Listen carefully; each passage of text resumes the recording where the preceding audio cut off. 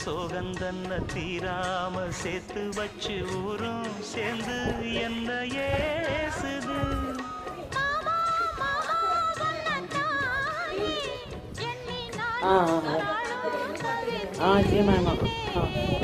கூண்டுக்குள்ள என்ன வச்சு கூடி ஊற விட்டு கூண்டுக்குள்ள போனதென்ன கோல கிளியே.